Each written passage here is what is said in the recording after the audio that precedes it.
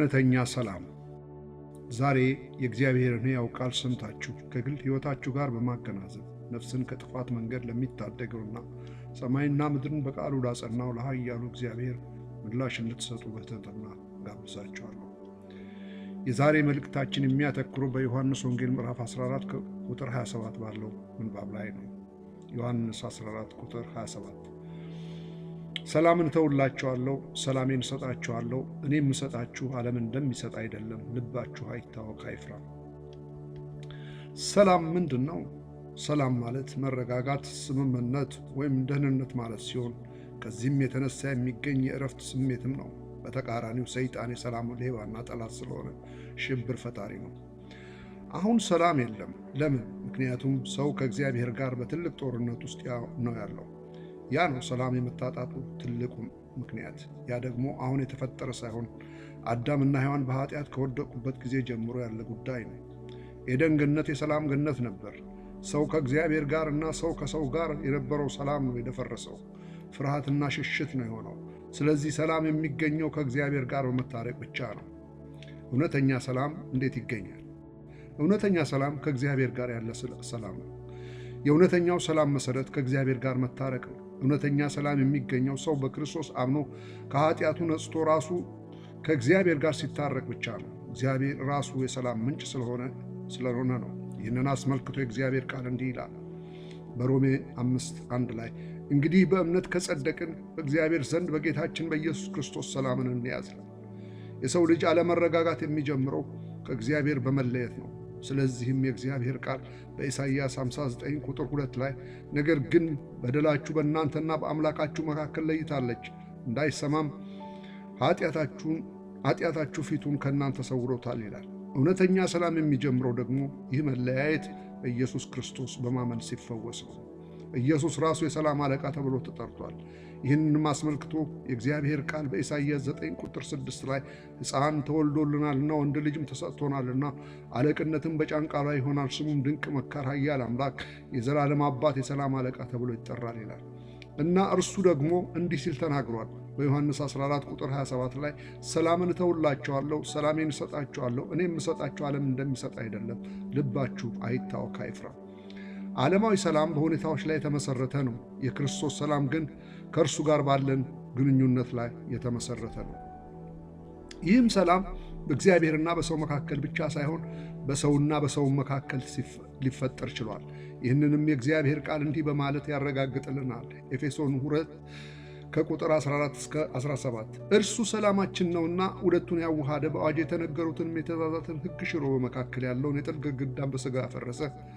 ይህም ከሁለታቸው አንድን አዲስን ሰው በራሱ ይፈጥር ዘንድ ሰላምንም ያደርግ ዘንድ ጥልንም በመስቀሉ ገድሎ በእርሱ ሁለታቸውን በአንድ አካል ከእግዚአብሔር ጋር ያስታርቅ ዘንድ ነው።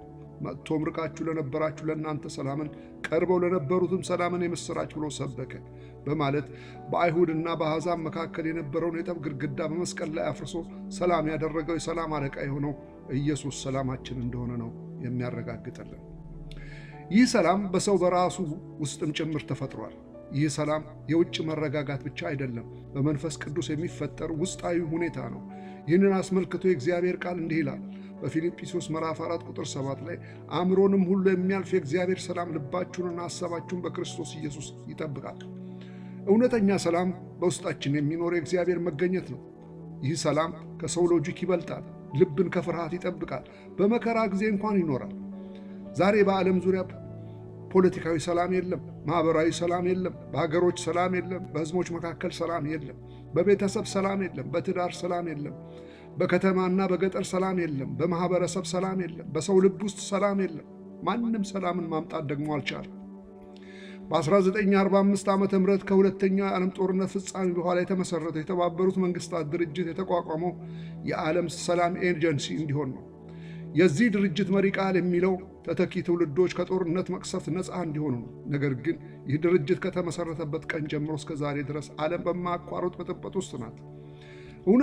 እውነተኛ ሰላም የሚመጣው በእግዚአብሔር በመታመን ነው። ሰላም የሚበዛው በእግዚአብሔር በመታመንና ለእግዚአብሔር በመሸነፍ ወይም በመገዛት ነው። ለዚህ ነው የእግዚአብሔር ቃል በኢሳይያስ 26 ቁጥር 3 ላይ በአንተ ታምናለችና በአንተ ለምትደገፍ ነፍስ ፈጽመ በሰላም ትጠብቃታለህ የሚለው። ሰላም ከእግዚአብሔር ጋር ከእግዚአብሔር ፈቃድ ጋር በመስማማት ከመኖር የተያያዘ ነው። መዝሙር 119 165 ላይ ሕግህን ለሚወዱ ብዙ ሰላም ነው፣ እንቅፋትም የለባቸውም ይላል። ስለዚህ እውነተኛ ሰላም የሚገኘው በንብረት በእውቀት ከፍተኛ ደረጃ በመድረስ ወይም ሁሉን በቁጥጥር ስር ማድረግ በመቻል አይደለም። ነገር ግን በኢየሱስ ክርስቶስ በኩል ከእግዚአብሔር ጋር በመታረቅ የነፍስ ውስጣዊ ዕረፍት ማግኘት መቻል ነው።